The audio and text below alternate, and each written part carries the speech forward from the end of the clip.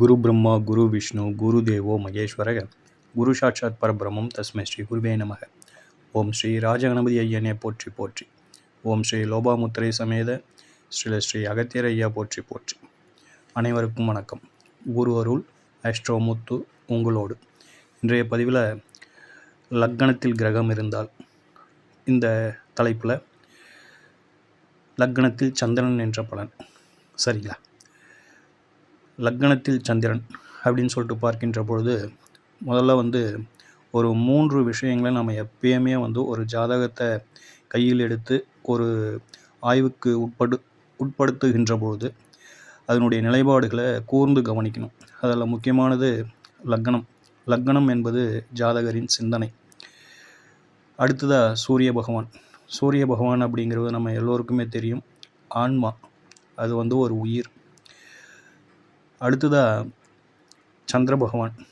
சந்திர பகவானை பொறுத்தவரையிலும் மனம், உடல், புத்தி இந்த 3க்கும் காரகம் வகிப்பவர். ஸோ எதை இந்த 3 விஷயங்களுக்கு அதீத ஒரு முக்கியத்துவம் கொடுத்து இதில் நம்ம ஒரு தெளிவுக்கு வந்துடணும். இதில் ஒரு தெளிவுக்கு வந்துட்டோம் அப்படின்னாக்கா ஒரு 50% நாம் ஜோதிடத்தில் பலன் சொல்வதில் ஒரு தெளிவுக்கு வந்து விடலாம் அப்படிங்கிறது நம்மளுடைய அனுபவ கருத்து. பார்த்துக்கோங்க. இந்த 3ம் அப்படிங்கிறது இதில் சூரிய பகவானும் சந்திர பகவானும் இவங்க இருவரும் சேர்ந்து தான் இந்த பஞ்ச அங்கங்களையே நமக்கு தெளிவுபடுத்துகிறாங்க. சூரிய பகவானின் நிலையிலிருந்து சந்திர பகவானின் நிலையை கருத்தில் கொண்டு தான் பஞ்ச அங்கங்கள் நம்மளுக்கு கிடைக்குது. இவங்க தான் யோகத்தையே நம்மளுக்கு கொடுக்குறாங்க. ஒரு யோகமாகட்டும், ஒரு திதியாகட்டும், ஒரு ஜென்ம நட்சத்திரமாகட்டும், இப்படி பஞ்ச அங்கங்களையும் ஒரு யோகங்களையும் நம்மளுக்கு கொடுப்பது அப்படிங்கிறது இந்த இருவர் தான். ஆக நவகோள்களில் இவர்கள் இருவரும் மிக முக்கிய பங்காற்றுகின்றார்கள் அப்படிங்கிறது நம்மளுடைய அனுபவ கருத்து. பார்த்துக்கோங்க. அதனால் ஒரு ஆய்வு அப்படின்னு சொல்லிட்டு வருகின்ற பொழுது சூரிய பகவானுக்கும் லக்னம் நின்ற அந்த ராசி, லக்னம் நின்ற புள்ளி, அடுத்ததாக சந்திர பகவான், இவர்களின் மூவரின் நிலையை கூர்ந்து கவனிக்கணும் அப்படின்னு சொல்லிட்டு திரும்பவும் நம்ம வலியுறுத்துகிறோம். ஏன்னா அந்த அளவுக்கு இதனுள்ள அவ்வளோ ஒரு சூட்சமங்கள் உள்ளது அப்படிங்கிறதுனால. சரிங்களா? இப்போது சந்திரன் அப்படிங்கிறவர் உடல், மனம், புத்திக்கு காரகர் அப்படின்னு சொல்லிட்டோம். மனோகாரகர் இல்லைங்களா?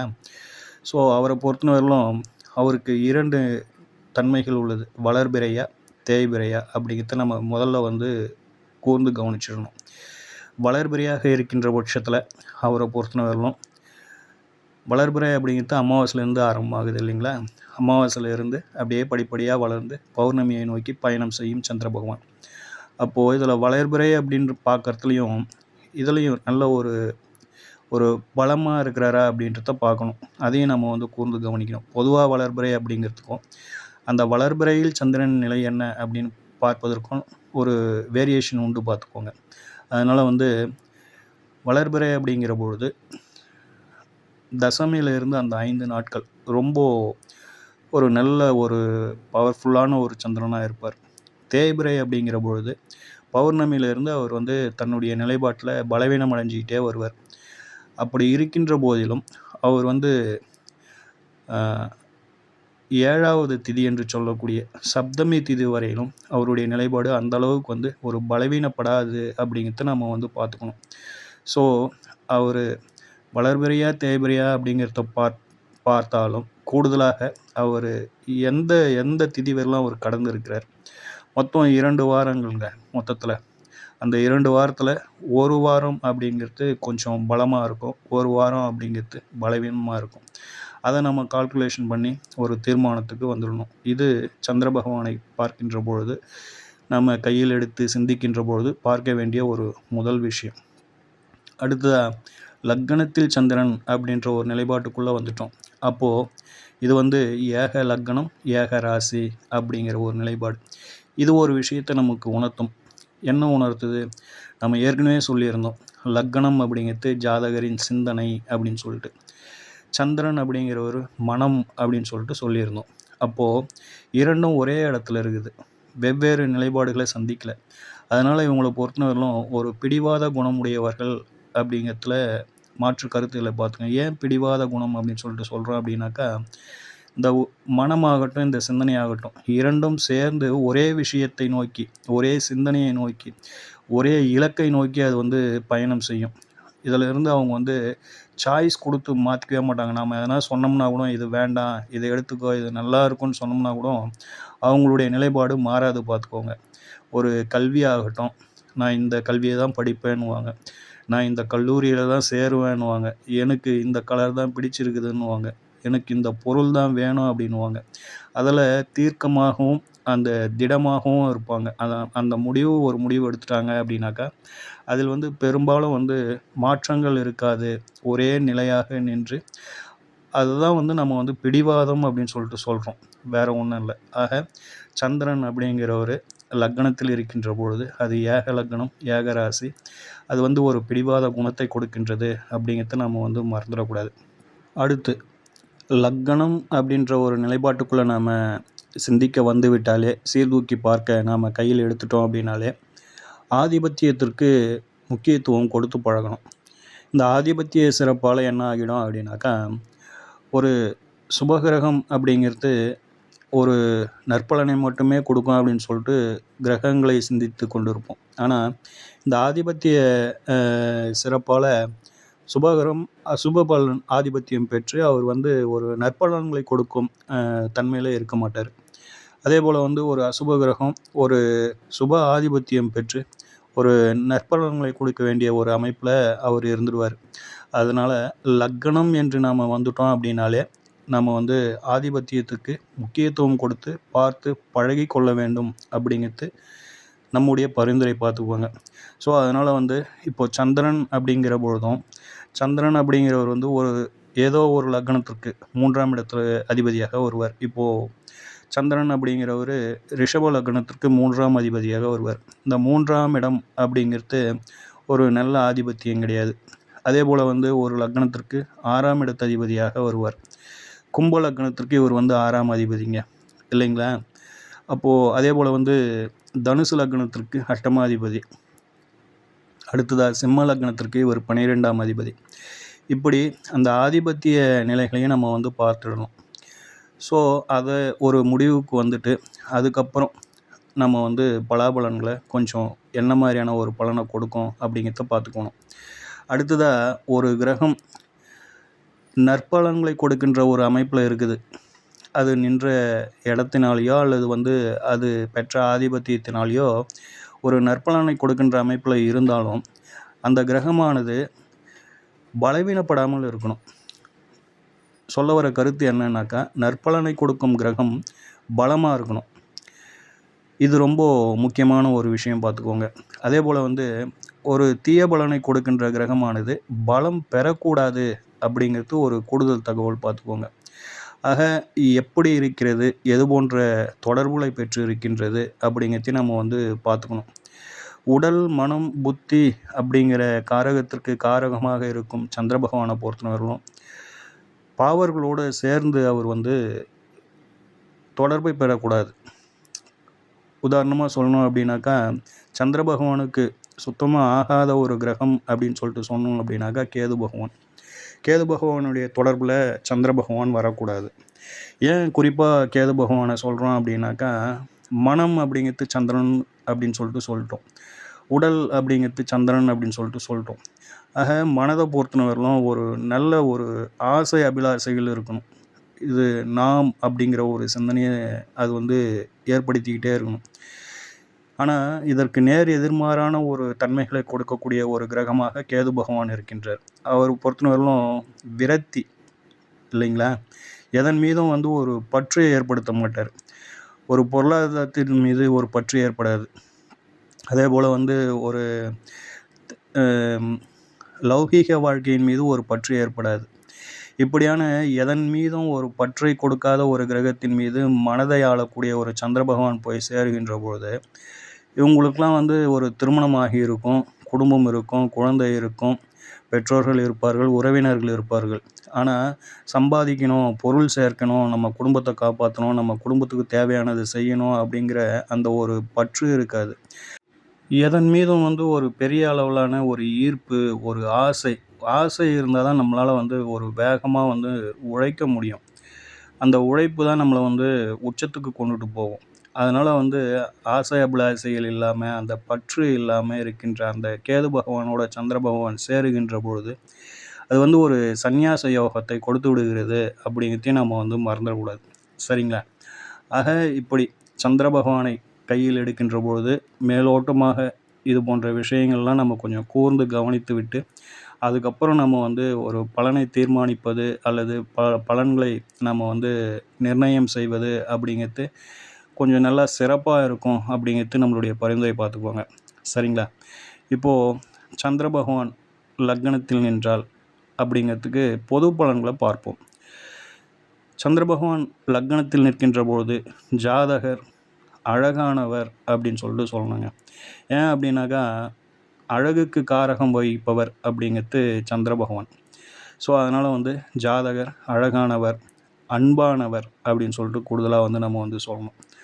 அடுத்ததாக நல்லா இவங்கெல்லாம் வந்து ஒரு இனிமையாக பேசக்கூடிய அமைப்பில் இருக்கின்ற அன்பர்களாக இருக்கின்றார்கள்.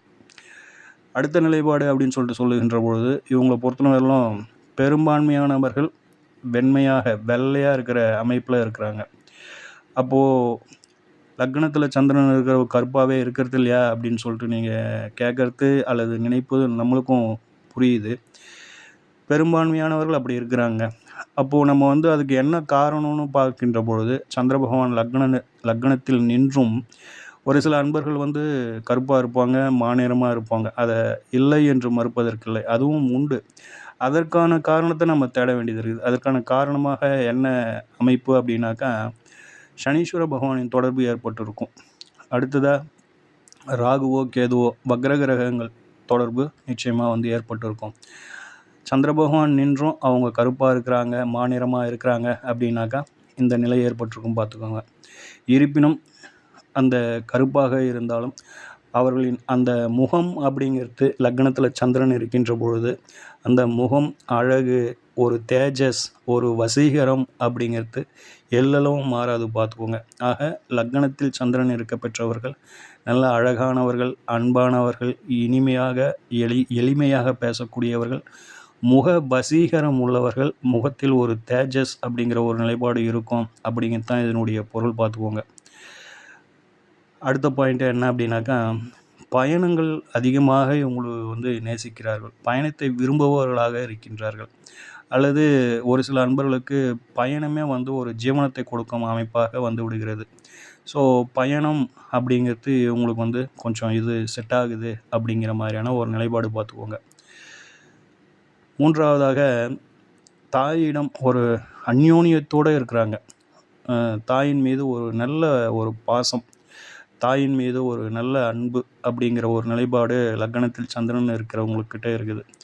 ஸோ ஒன்று இவங்க வந்து அம்மா மேலே ரொம்ப நெருங்கிய பாசத்தோடும் நல்ல அன்போடும் பழகுறாங்க. அப்படி இல்லை அப்படின்னாக்கா ஜாதகருக்காக தாயார் ரொம்ப மெனக்கடுறாங்க, பார்த்து செய்கிறாங்க. இது என்னுடைய பிள்ளைக்கு அப்படிங்கிற மாதிரி, என்னுடைய குழந்தைக்கு அப்படிங்கிற ஒரு நிலைப்பாட்டில் எந்த ஒரு விஷயத்தையும் மற்றவர்களை காட்டிலும் இவங்களுக்கு வந்து ஒரு கூடுதல் ஒரு இது பண்ணுறாங்கன்னு வச்சிங்களேன், ஒரு அக்கறை எடுத்துக்கிறாங்க. இவங்களுக்காக பார்த்து செய்கிறாங்க. இவங்கள வந்து எந்த ஒரு நேரத்துலையும் விட்டு கொடுக்காத ஒரு தாயாராக இருக்கின்றார்கள். ஸோ இந்த இருவருக்கும் உள்ள அந்த தாய் சேய் அப்படிங்கிற அந்த இருவருக்கும் உள்ள அந்த ஒரு நெருக்கம் அப்படிங்கிறது இந்த லக்னத்தில் சந்திரன் இருக்க பெற்றவருக்கும் தாயாருக்கும் ஒரு நல்ல ஒரு அண்டர்ஸ்டாண்டிங் இருக்குது, நல்ல ஒரு நெருக்கம் இருக்குது, நல்ல ஒரு புரிதல் இருக்குது அப்படிங்கிறது இந்த அமைப்பாக இருக்கின்றது நண்பர்களே. சரிங்களா? ஆக லக்னத்தில் சந்திரன் இருக்க பெற்றவர்கள் தாயாரிடம் நல்ல ஒரு அன்பாக, அனுசரணையாக, அந்யோன்யமாக இருக்கின்றார்கள் அப்படிங்கிறது மூன்றாவது பாயிண்ட். நான்காவதாக சந்திரன் அப்படிங்கிறது ஒரு கலையை சொல்லக்கூடிய ஒரு கிரகம் இல்லைங்களா? அதனால் வந்து இந்த சந்திரன் லக்னத்தில் இருக்கின்ற பொழுது கலைகளில் ஒரு சிறந்த ஒரு ஆர்வம் அல்லது ஒரு ஈடுபாடு, சிறப்பாக செயல்படுறாங்க. சந்திரன் லக்னத்தில் இருக்கிறவங்க அந்த கலைகளில் அதீதமாக ஈடுபடுகிறார்கள். அதில் ஒரு தனித்துவமாக இருக்கின்றார்கள். அந்த கலைகளில் ஈடுபட்டு புதிய விஷயங்களை, புதிய உருவாக்கங்களை உருவாக்குகின்றார்கள். என்ன காரணம் அப்படின்னாக்கா, சந்திரன் அப்படிங்கிறது வந்து ஒரு கற்பனை வளம் உள்ள ஒரு கிரகம். அதனால் வந்து இந்த கலைத்துறையில் கதை எழுதுவது, கவிதைகள் எழுதுவது, அதுக்கு அடுத்ததாக ஓவியம் வரைவது, அடுத்ததாக இந்த இசைத்துறையில் அப்படின்னு சொல்லக்கூடியது பாட்டு, இசை அப்படின்னு சொல்கிறது. அந்த இசைத்துறையில் அதீதமாக வந்து புதுசாக ஒரு கிரியேட்டிவ்னஸ் அப்படின்னு சொல்லுவோம் இல்லைங்களா? அந்த கிரியேட்டிவ்னஸ் புதுசாக இதுவரையிலும் நம்ம இதை செஞ்சிட்டோம், அடுத்தது புதுசாக எதனா ஒன்றத்தை செய்வோம் அப்படின்னு சொல்லிட்டு புதுசாக ஒரு விஷயங்களை உருவாக்குது. அதேபோல் வந்து இந்த ஓவியம் வரைகிறவங்களாம் பார்த்தோம்னா, அதில் வந்து 2 விதம் இருக்குது பார்த்துக்கோங்க. ஒன்று வந்து ஆர்ட் அப்படிங்கிறது ஒரு நிலைப்பாடு, அடுத்தது கிராஃப்ட் அப்படின்னு சொல்கிறது. இரண்டுமே வந்து கலைத்துறையை சார்ந்தது தான் அப்படின்னாலும், கிராஃப்ட்டுங்கிறது ஒரு பொருளை மாதிரி பல விஷயங்களை உருவாக்கலாம். அதாவது வந்து ஜெராக்ஸுக்கு இணையாக ஒரு விநாயகர் சிலை செய்யணும் அப்படின்னாக்கா, அதே விநாயகர் சிலை அதே மாடலில் ஒரு 500, 1000 கூட செய்வாங்க. அது வந்து கிராஃப்ட்டு. ஆனால் ஒரு விநாயகர் சிலை செஞ்சிட்டோம் அப்படின்னாக்கா, அந்த விநாயகர் சிலையை அதுக்கப்புறம் வேறு யாருக்கிட்டேயும் போனாலும் பார்க்க முடியாது, இவங்களும் செய்ய மாட்டாங்க. அதுக்கு வந்து ஒரு உத்தரவாதம்லாம் கொடுத்துருப்பாங்க. இது ஒன்று தான், இதுதான் ஒரிஜினல் அப்படின்னு சொல்லிட்டு உத்தரவாதம்லாம் கொடுத்து அந்த ஒரு ஓவியத்தை வந்து விற்பாங்கன்னு வச்சிங்களேன். அது ஆர்ட். அப்போது தனித்துவமாக அந்த கலையில் வந்து ஒரு தனித்துவமாக செயல்படுவதெல்லாம், சிந்தித்து செயல்படுவது, புதுசாக உருவாக்குறது அப்படிங்கிறதுலாம் சந்திரன் லக்னத்தில் இருக்க பிறந்தவர்கள் அந்த கலைகளில் அதீத ஒரு ஈடுபாடு கொண்டவர்களாக இருக்கிறார்கள் அப்படின்னு சொல்லிட்டு சொன்னோம்னா இது சரியாக இருக்கும். அதுலேயும் வந்து தனித்துவமாக திகழ்கின்றார்கள். அந்த கலைத்துறையிலேயே இவங்கெல்லாம் வந்து ஒரு தனித்துவமாக திகழ்கின்றார்கள் அப்படிங்கிறது தான் இதனுடைய நிலைப்பாடு பார்த்துக்கோங்க. அடுத்த ஒரு பாயிண்ட்டாக, என்னதான் சந்திரன் வந்து ஒரு நல்ல ஒரு கலைத்துறையில் ஒரு இதெல்லாம் கொடுத்தாலும், அது வந்து தேய்ந்து வளரும் ஒரு தன்மையை கொண்ட கிரகமாக இருக்கின்றது. அதனால் வந்து இவங்களுடைய லைஃப்பில் வந்து ஒரு நல்ல பீக்கில் இருக்கிறாங்க. நல்லா வந்து ஒரு புகழின் உச்சத்தில் இருக்கிறாங்க. நல்ல ஒரு பொருள் சம்பாத்தியம் அதெல்லாம் வந்து சூப்பராக இருக்குது. ஆனால் திடீர்னு பார்த்தோம்னா யாருமே கண்டுக்காத ஒரு நிலை. இவங்கள விட்டு எல்லாருமே ஒதுங்கிடும் ஒரு சூழல் அப்படிங்கிறதெல்லாம் ஏற்படுதுன்னு வச்சிங்களேன். ஒரு இரக்கம் அப்படிங்கிறத வந்து நிச்சயமாக வந்து இவங்க வந்து சந்திக்கிறாங்க. உதாரணமாக இளையராஜாவை சொல்லலாம். அவர் வந்து நல்ல பீக்கில் இருந்தார். நம்ம எல்லோருக்குமே அவரை பற்றி தெரியும். அவர் இசைத்துறையில் அவர் சாதிக்காத, அவர் தொடாத ஒரு விஷயங்களே இல்லை. புதுசாக இசை சாம்ராஜ்யத்தையே நடத்தினவர் அவர். ஆனால் அவரை வந்து திடீர்னு பார்த்தோம் அப்படின்னாக்கா நடுவில் யாருமே வந்து கண்டுக்கல. ஆனால் அவர்கிட்ட அந்த செல்வம் குறைஞ்சதா என்ன குறையல, அவருடைய ஆர்வம் குறைஞ்சதா அப்படின்னா குறையல, அவர் வந்து இசைத்துறையை விட்டு வெளியில் வந்துட்டாரானாக்கா இல்லை. இருப்பினும் அந்த ஒரு டவுன் அப்படிங்கிறது வந்து அவர்கிட்ட சந்திச்சார் பார்த்துக்கோங்க. இப்படி இவங்கள பொறுத்தவரையிலும் லக்னத்தில் சந்திரன் இருப்பவர்களை பொறுத்தவரையிலும் நல்ல பீக்குக்கு போகிறாங்க, நல்ல உச்சத்தை ஏற்றுறாங்க. ஆனால் திடீர்னு வந்து இந்த மாதிரியான ஒரு நிலைப்பாட்டையும் சந்திக்கிறார்கள் அப்படிங்கிறதுல மாற்று கருத்துக்களை பார்த்துக்கோங்க. சரிங்களா? அடுத்ததாக, லக்னத்தில் சந்திரன் இருக்கிறவங்க வீட்டில் பொறுத்தவரையிலும் ஆசிரியர், நர்ஸு, ஜோதிடர் இந்த 3 பேரில் யாராச்சும் ஒருத்தர் இவங்க வீட்டில் இருக்காங்க. இவங்க வீட்டில் இல்லை அப்படின்ற பட்சத்தில் இவங்க எங்கே குடியிருக்கிறாங்களோ அந்த வீட்டுக்கு பக்கத்தில் இவங்க 3 பேரில் யாராச்சும் ஒருத்தர் நிச்சயமாக இருக்கிறாங்க. இவர்கள் வீட்டுக்கு அருகில் அப்படின்னு சொல்லுகின்ற பொழுது ஆலயங்கள் வந்து நிச்சயமாக இருக்குது. அதுலேயும் வந்து குறிப்பாக அம்மன் ஆலயங்கள் எதனா ஒன்று இருக்குது. அப்படி இல்லை அப்படிங்கிற பட்சத்தில் நீர்நிலைகள் அல்லது நீர் தொட்டிகள் இது போன்ற அமைப்பில் இவங்களுடைய வீட்டுக்கு அருகாமையில் இருக்கும் ஒரு நிலைப்பாட்டை நம்ம வந்து பார்க்கலாம். சரிங்களா? ஸோ இதை இப்போது நம்ம சொன்ன இந்த விஷயங்கள் எல்லாமே வந்து லக்னத்தில் சந்திரன் இருக்கிறவங்களுக்கு 100ல் ஒரு 90% நிச்சயமாக வந்து பொருந்தும். அப்படியான ஒரு பலன்களை தான் நம்ம வந்து இங்கே வந்து கொடுத்துருக்கோம் நண்பர்களே. இந்த